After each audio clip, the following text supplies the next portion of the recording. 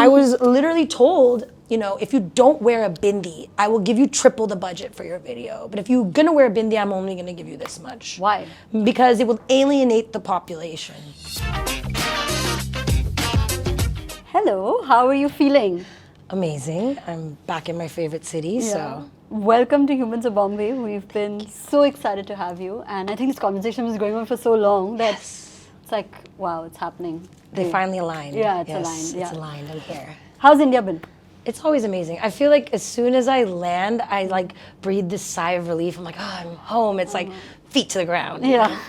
Jump on my little pranam and I'm out. I'm just kidding. It's so interesting you say that this is your favorite city. Yes, it is. Because in one of your interviews you mentioned that you grew up feeling lonely as a South Asian. Yes.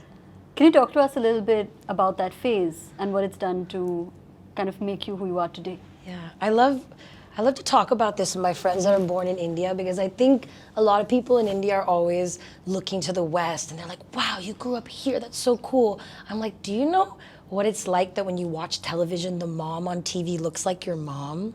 Do you know what that feels like? Like everything is advertised to you. You see your own faces. I grew up just feeling like nobody knew what the most important thing to me, like the most important thing I held the dearest to me, they had no idea what it was. If I said I was from India, I remember in like the third grade, what tribe? Because like in America, they only know Native Americans as Indians. So I feel like in a lot of ways, because I was so devoted to my classical training and like how much I was like obsessed with India and like wanted to learn so much about history, I just felt like that really alienated me from a lot of people because they were always focused on how to like adapt and how to become more Western, and that was never really my desire. Yeah. So I always felt like out of place a little bit. Yeah. Were you ever made to feel different in that phase? Every day. I mean, definitely. I mean, I think we all talk about this, about growing up in America, in like the 90s and stuff. And like if we had, mehndi or like alta for my dance, I would have like really red fingertips. And it would kind of fade to this like ugly orange kind of thing. And like, especially when it has like all the details of the henna, it started to look like a disease kind of. Yeah. So I would go through a lot of those kinds of things. And I think that made me like really subconscious about people even knowing about it. So I think that's where I developed that alter ego. Because I was like, India was like, no one needed to know about it because I was like going to India and I was performing, like 2-hour performances. And it was completely normal to wake up and see my picture on the cover of a magazine or like on the front of the newspaper. My dad used to go the morning after my show and pick up all the newspapers and be like, here you are, you know? So I always like had this like different experience of India. So I think I really like was very Hannah Montana growing up. I had to like keep India a secret until I found a way to merge the two. Yeah. Talk to us a little bit about, we know you as Rajakumari. Everybody knows you as that. But talk to us about your childhood where you were Svetha Rao.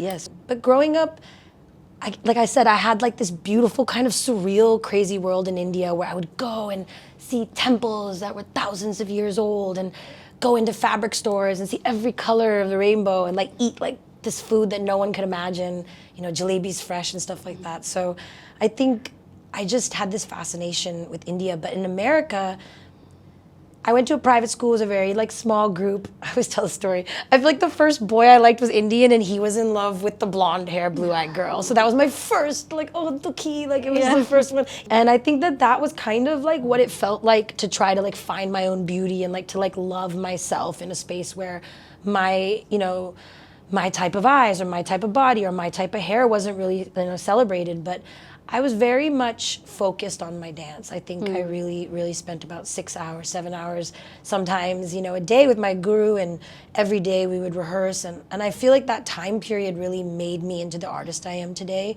when it comes to work ethic and like commitment. And sometimes it's almost like, it's not even like really healthy, like the amount of commitment. It comes from that time period. But, now, as you said, people know me as Rajakumari, and now I'm returning to it. I see the young part of myself in what I'm doing today, like the ways that I'm, bringing history back in, and I get really nerdy about the Mahabharata and like talking about like the family tree and stuff, and I feel I'm finally in that place where I'm able to do the things I did when I was young again, kind of enjoy them. And does that make you happy? Of course, that's the goal. Like this album, The Bridge, is about integration, about, you know, the music before this has been about duality. Like, am I American? Am I Indian? I'm an NRI. You don't love me. You should love me. Why don't you love me? You know, like that was the music. And it's like, well, if you don't love me, you. Like, I'm on a throne anyways, you know? It was a lot of that. And I think like in the pandemic, I started therapy, which I know India it's starting to talk about it. And I think the whole culture is, my parents were obviously quite shocked. They were like, you're not sick. I'm like, yes, I am. Because we all need time, you know, to kind of decompress. And I think through that process of kind of learning the ways that things that happen when you're a kid, like me being 6 years old and being told I was chubby, like, and I needed to lose weight when I was dancing at 6, like obviously that's had a role in making me have this thick skin and making me kind of have this relationship with my body. It's always been this like very public conversation in the newspaper and comments, and it's been this journey to just find myself and find that strength within myself and love myself no matter where I am on the spectrum of acceptability, you know, to this 8 billion people in the world. It's really about how I feel and how I accept myself. And I think the music finally is reflecting that, because that's what I did with the pandemic. I sat in silence and I learned about myself. I learned about Svetha. I learned about who was left behind in order for this, because Rajakumari is a character I built to protect myself. You know, it was, if you don't like me, then how can you talk back to like the Mahishasura Mardini superhuman, like Wonder Woman, like Indian superhero that I always wanted. You know, I just became her. At the end, I really started doing that with all like the bodysuits and like the Wonder Woman saris on stage. I really got into that space. And then, you know, I think the pandemic just taught me to be more patient with myself. And even the music has more patience in it, I think. And it started to open up. There's like my first love songs. I didn't even know I'd gone 7 years without putting out a love song. So that was a big... You also mentioned at 6, somebody said you're chubby. Oh God, everybody. Right? It was like in a newspaper. Was that a recurring theme? And how have you dealt with that? And I ask this question because there are so many, not just women, even men who face this. And not all of them emerge the way you emerged, right? So many of them take a hit on their confidence, take a hit on their how they value themselves.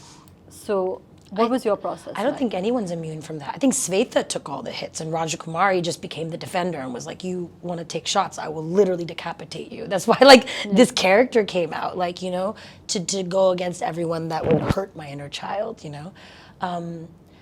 It has been probably the most recurring theme in my life. Like I will go to a hotel where I'm on vacation, it's like a boutique hotel, and someone will recognize me from the bar, which is just sweet. I love that. I'm like, that makes me feel like, okay, great. Like no matter where I go, people know my work and that's amazing. And the first thing they'll say is like, ma'am, you've lost so much weight. But that's nice. We think like, oh, that's so nice. But that's like, why is that the first thing that you feel comfortable to comment on? And actually my friend Marissa was like, yo, I can't believe he said that to you. And I realized how desensitized I am to it.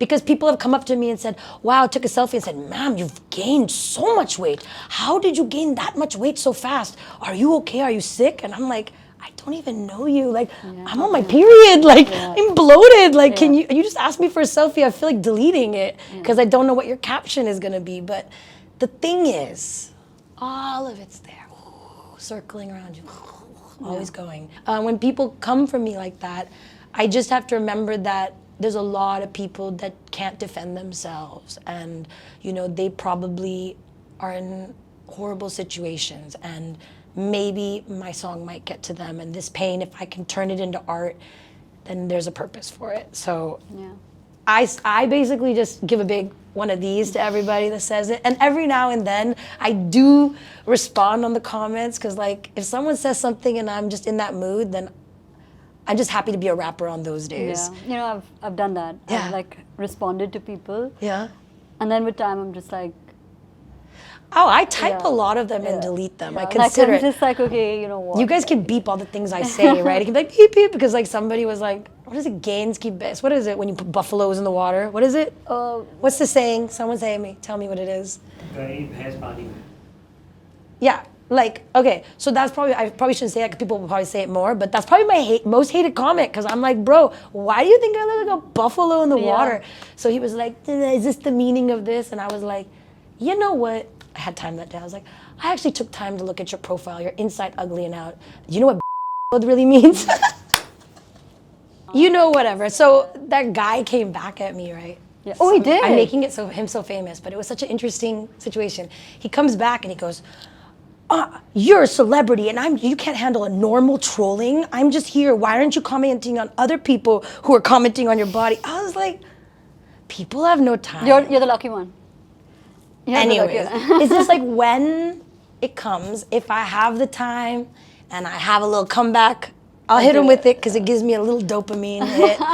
The way I reply to it is that nobody's opinion really matters. Dude, if my mom can tell me I'm fat constantly and people will tell me I'm overweight or I'm too successful, you think a random guy on the street is gonna hurt my feelings? Yeah. Bro, no. Come on. Yeah. You know what Indian women have to go through, of course. With the generational kind of conditioning. So I'm here to break generational, trauma. Yeah. We're going to come back to this theme because actually I do have questions about that. But before that, this is where it gets interesting because you're being told these things about yourself that are obviously very nasty. But at the same time, you're so out there because you're performing on stage all the time. Take it. You're also a South Asian in America. Mm-hmm. So there's like on many layers of like mixed feelings or sentiments that are going off. Right? How amidst all of this did you find who you really are? In the chaos. I'm the eye of the storm. I don't know. In the silence. I think it was fun to be Indian in America, like when I first started, because I look around and like literally Timbaland would just call me India because he hadn't met any other Indians around. Like it was fun, like I think Dr. Dre would call me Yogi, like in the beginning when I was like songwriting. So, I mean, those are all like stereotypes and horrible that's all they know about. But it was fun in the beginning. But then when I really started to put out my own music, I faced the strangest racist kind of things. Like they're like very programmed to not be racist towards African American issues or like Latin or even like, whatever it is, people are programmed on how to be politically correct, but there's like no programming on how to be politically correct with an Indian person. Yeah. So people would just say like really crazy things to me and I'll just be like flabbergasted. Like I cannot believe they said this.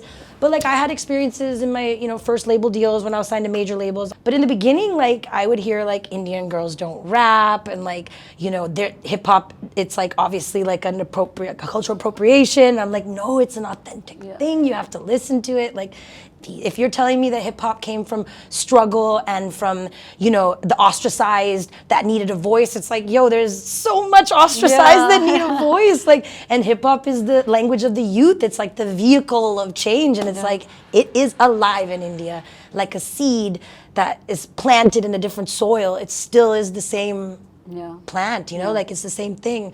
So, I had a lot to kind of deal with in the beginning where I would tell labels like, you need to have a plan for India. You need to have a plan for India. They're getting more phones, they're streaming, they're on YouTube. And now you can't even survive in a major label without a plan for India. 7 years after I had been telling them. So it was just very difficult, like Indian girls don't do this, and there was all these like ideas about us being like very like either it needed to be over sexualized, like they either wanted the Kama Sutra version of me, which would have been funded, pushed through, #1, 1 million views, but that's not who I was. So there was a lot of pushback with me not wanting to be an exoticized, hypersexualized version of an Indian woman. And, I was even understanding my identity at the time. And then there was, Bindi gate. I was literally told, if you don't wear a bindi, I will give you triple the budget for your video. But if you're gonna wear a bindi, I'm only gonna give you this much. Why? Because it will alienate the population. So right. But then I'm like, have you been to Coachella? Yeah.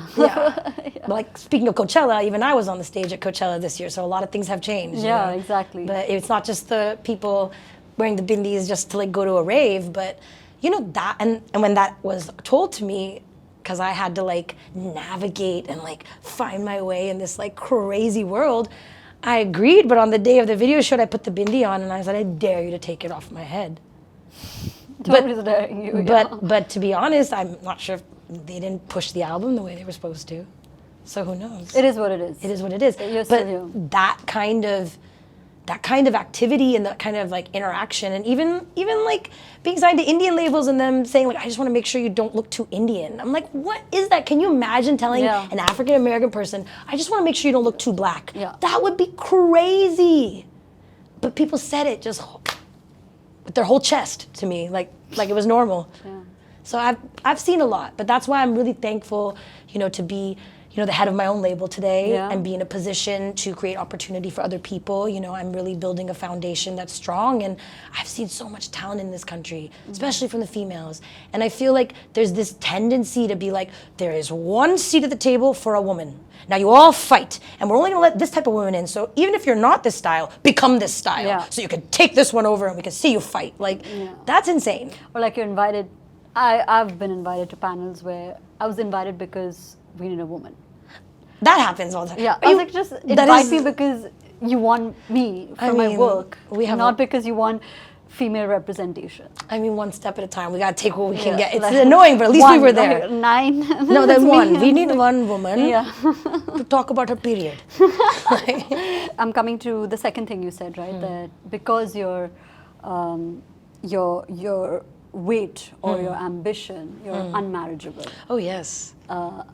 I feel that on a lot of levels. So talk to me about that. How has that kind of played out? Because, it's so typical to expect a woman to settle down. I recently wrote a LinkedIn post about it saying I can't understand why settling down means getting married. I'm really well settled in my life.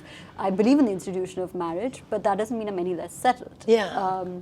Talk to me about your experience with having been told you're unmarriageable and how that kind of changed the narrative for you. The unmarriageable thing came from trying to work with matchmakers, because it's at this point, bro, if I get on Bumble and I put a profile up, I have my fans screenshotting being like, somebody is trying to be you. And I'm like, no, it's me, I just want to date. I'm just trying to meet somebody who's not in the industry, trying to compete with me and take my spot. It's exhausting. It's exhausting. But I feel like. So what was your experience with? No, so we I think my parents. My parents obviously, they love me and they want the best for me. And we understand we're in this transition. Our parents' generation, getting married at that right time meant stability, happiness. So it's we have to understand their love. They want us to be happy and settled, but I am happy and settled in 2 countries. I'm paying taxes in 2 countries, Dad. It's beyond, I need to meet a man that can, hold a candle to me. It does make it more difficult, I would say, but I haven't given up on love. I grew up on Shah Rukh Khan films.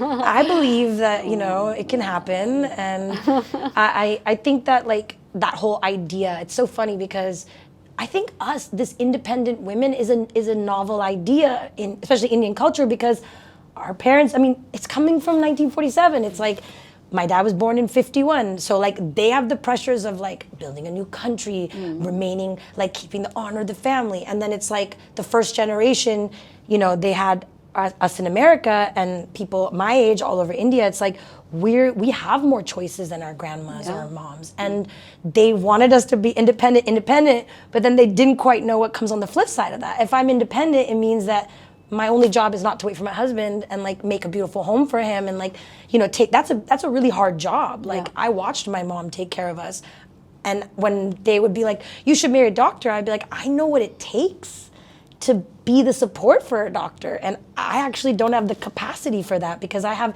this whole world of people outside that I'm supposed to translate this trauma into art for them. That's what I'm an artist, So even my mom is an artist, but her home and everything she's done in my life, it's part of her art. But I hope to, but I've been seeing so many people get married later, and I'm always now I'm Katrina's my I'm see, Katrina found a nice man and she's so happy. She's my neighbor, she's right there, we're good. So I'd be before that I was look at Priyanka, she got married later. You guys would call us all spinsters, but we're living, so I believe in love. I don't believe in what the matchmakers say. I think it takes a special man to not be intimidated and also then again, the masculine and feminine. So if I'm in my hyper masculine because you don't make me feel safe and you want me to compete with you, then my hyper masculine. But if someone is around me that makes me feel safe, then I can be in my receiving mode and I can stay in my little Saraswati energy. Yeah. So I mean, I just gotta find a man that's not scared of me. Yeah, and the right man isn't intimidated.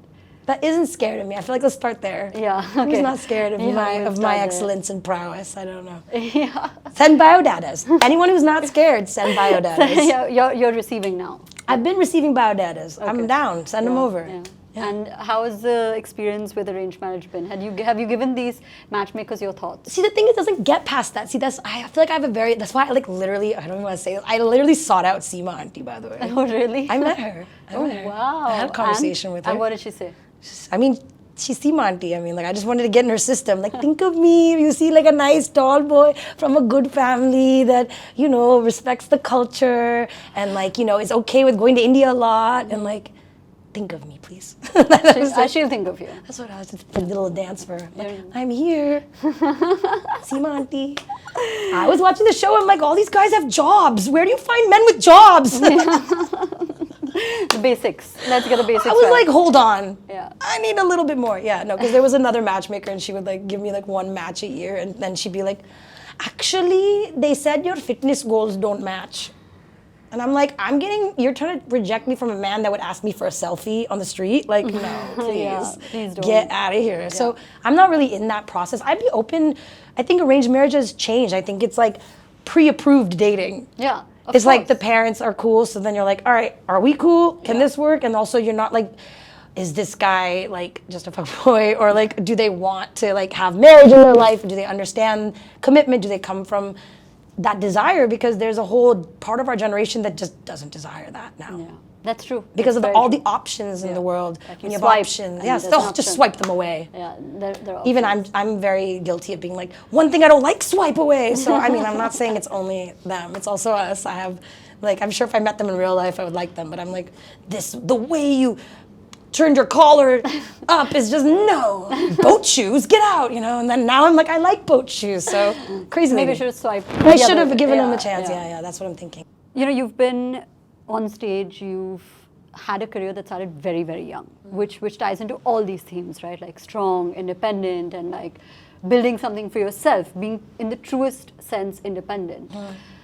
What would you say was the turning point, you know, that switched it for you, where it went from, okay, I'm kind of a big deal.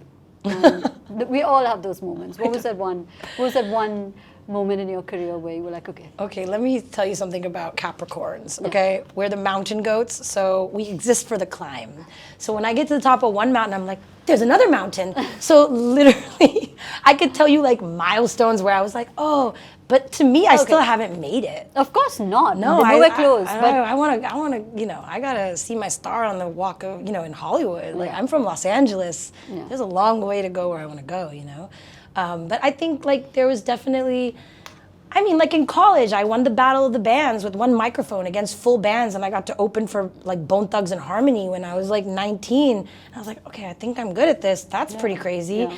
And then, you know, like, getting to India, like, you know, what was the craziest thing in India where I was like, oh my gosh. I think during Hustle, I think seeing that billboard on the ceiling, you could see me from across the city. We were driving up to, I'm like, no, that's not it. That's not it. I'm like, I can see, it's me. And then we like went there and I'm like this little human, I'm like, under it.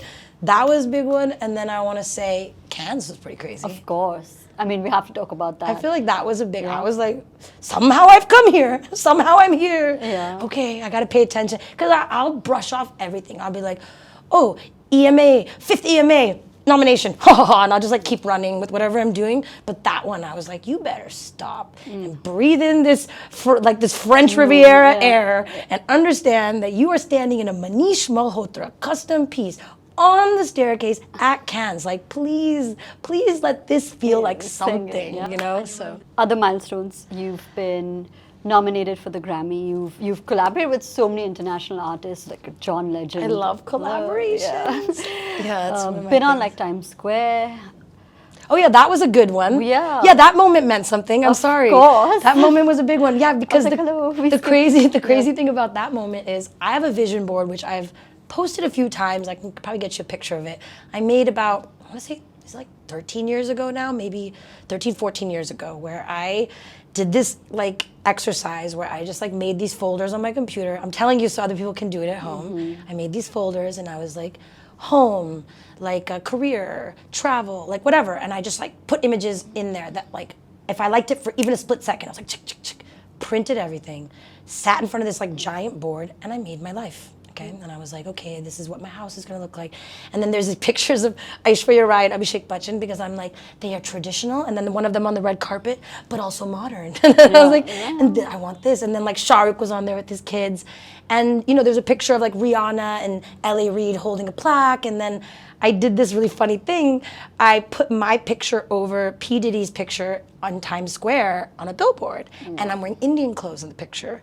And so I've stared at that every day. And if you actually see the freeze frame of what went on that board and the picture on my vision board, they're like almost identical. Wow. It is so crazy. So when people do manifestations and vision boards, you cannot give up on them. You have to like literally just let them take their time. Like time is, you know, it's crazy. So that was such a wild moment. Surreal.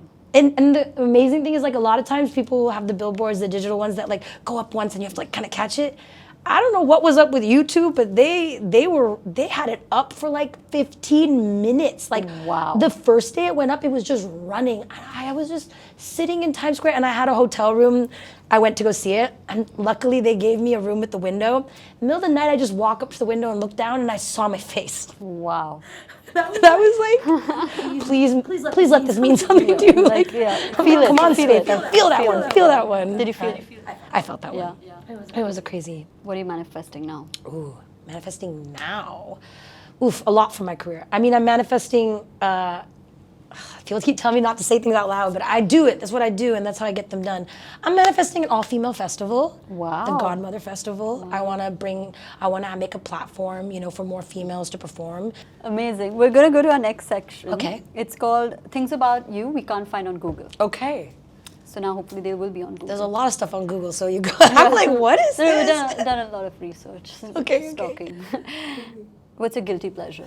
Ooh, my guilty pleasure. I'm trying to think of which one is PG. I'm just kidding. I think anything sweet. I think everyone knows that about me. I'm a sucker for desserts and food. But yeah, guilty pleasures for sure. Like YouTube tarot card readings. My friends are gonna have an intervention soon. I know it. They're like, stop listening to the cards. I'm like, but they speak to me. I'm like demonio. I'm like, sorry. I know. Your comfort food. Comfort food. Dal khichdi.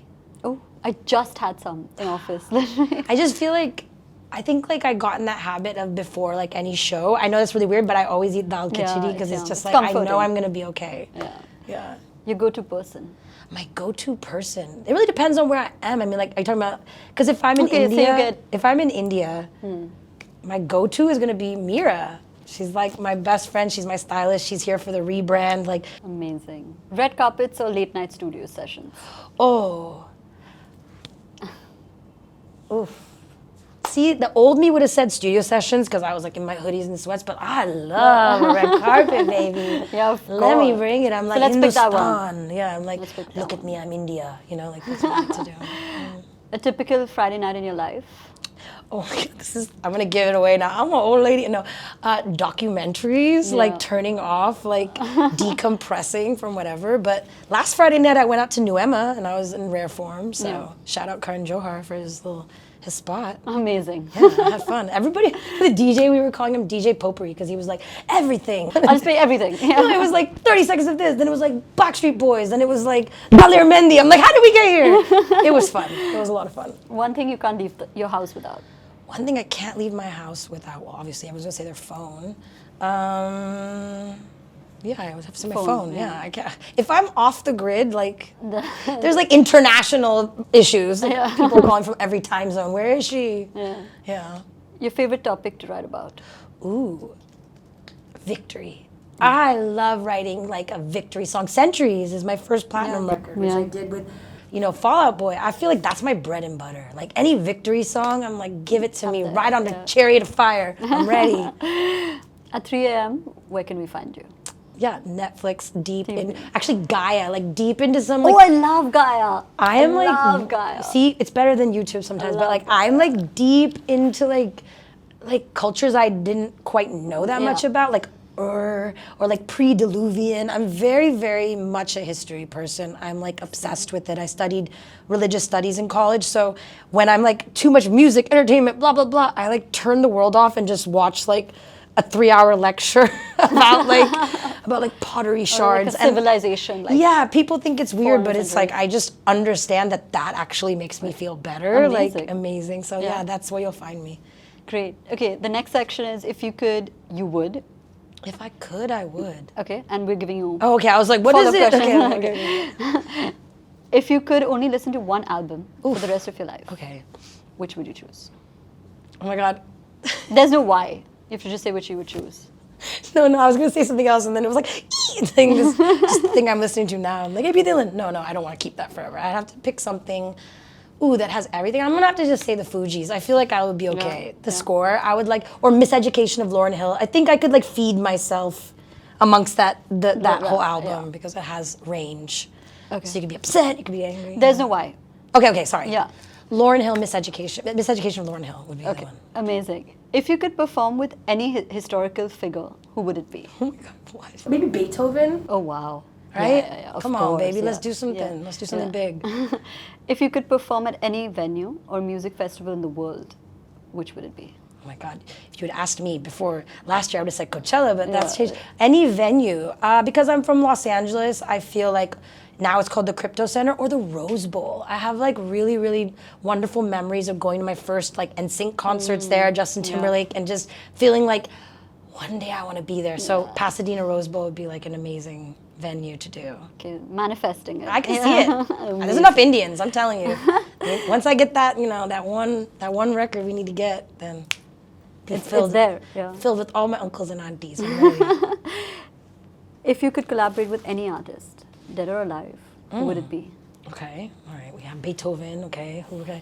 Okay, well, I mean, like, I have my list. I know I would want to work with, like, A.P. Dylan, Diljit, Drake, because I believe, like, okay, when Sidhu called me for a collaboration, I feel like that shocked a lot of people. And, like, I don't like when people think anything's out of my reach, so, like, I'll keep saying that, because before I worked with Sidhu, I used to say Sidhu Moosewala and Drake in every interview when people ask me this. And now, Sidhu called me for it. So I would say, like, I think a record with AP would be really fun because I like the way he, like, works with those, like, really kind of, like, funky vibes and, like, has this really good fusion. And I would be interested in seeing what would happen there. And I loved watching Diljit at Coachella. That was crazy. It was a vibe. And obviously Drake, because, like, someone's got to do it for the culture. Yeah. I feel like we could do that. It'd be vibes, yeah. He'd be into it. It's like a little thick, he'd be vibing. Yeah. We'd have the vibes. Yeah. Amazing. Last few questions, right? So we've spoken about a lot of topics, and it's very interesting that you said Sidhu in this segment, because it was actually coming next. Is how do you deal with a loss like that?